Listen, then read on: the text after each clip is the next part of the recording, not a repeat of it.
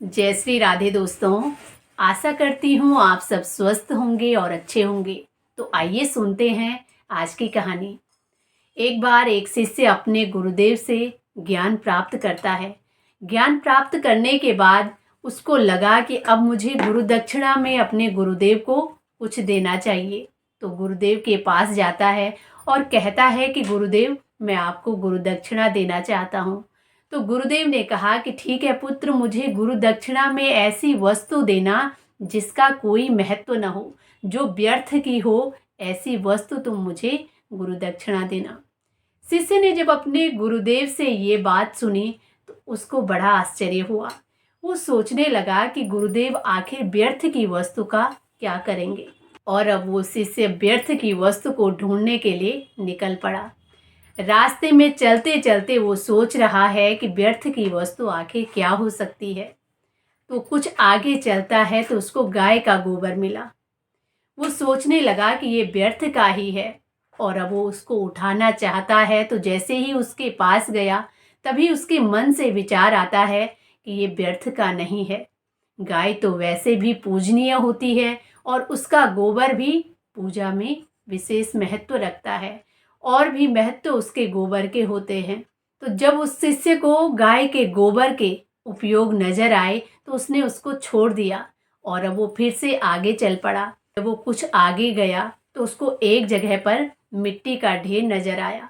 तो वो सोचने लगा कि ये मिट्टी का ढेर व्यर्थ है और इसी से मैं एक मुट्ठी निकालकर गुरुदेव को दे दूं। वो उस मिट्टी को निकालना चाहता है, तभी उसके अंतर मन से आवाज आती है कि अरे मूर्ख, जिसे तुम व्यर्थ समझ रहे हो, इसी के गर्भ से धरती का वैभव प्रकट होता है।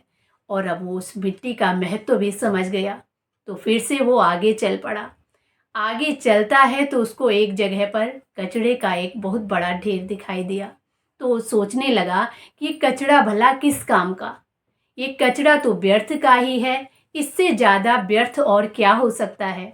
तो अब जैसे ही उस कचड़े के पास जाता है तभी उसके मन से फिर से विचार आया कि इस कचड़े की तो खाद बन सकती है, ये फसलों के लिए और पेड़ पौधों के लिए बहुत उपयोगी हो सकती है। तो जब उसने ये सोचा तो फिर उसका मन बड़ा दुखी हुआ। वो सोचने लगा, जब धरती पर सब कुछ उपयोगी है तो आखिर व्यर्थ क्या हो सकता है।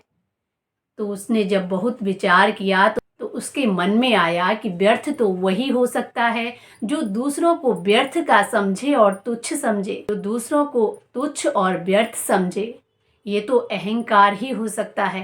अहंकार ही एक ऐसी वस्तु है जो किसी के लिए उपयोगी नहीं है, इसका किसी के जीवन में कोई महत्व नहीं है। सबके लिए अहंकार जो है व्यर्थ का ही है।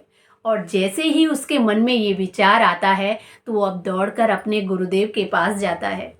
गुरुदेव के पास जाता है और कहता है कि गुरुदेव, मैंने व्यर्थ की वस्तु को ढूंढने का बड़ा प्रयास किया, लेकिन मुझे कुछ भी व्यर्थ का नहीं मिला। मुझे धरती पर हर वस्तु में कुछ न कुछ उपयोग नजर आता है। धरती पर जो भी वस्तु है उसका कुछ न कुछ उपयोग है। इसीलिए गुरुदेव, मुझे अहंकार के अलावा और कुछ भी व्यर्थ का नजर नहीं आता। मुझे लगता है कि अहंकार ही सबसे व्यर्थ का है। अहंकार का किसी के जीवन में किसी प्रकार का कोई महत्व नहीं है। तो अब वो अपने गुरुदेव के चरणों में सिर रखकर कहता है कि गुरुदेव, मैं गुरु दक्षिणा के रूप में आपको ये अहंकार ही समर्पित करना चाहता हूँ। तो जैसे ही गुरुदेव ने अपने शिष्य के मुख से ये बात सुनी तो गुरुदेव बड़े प्रसन्न हुए।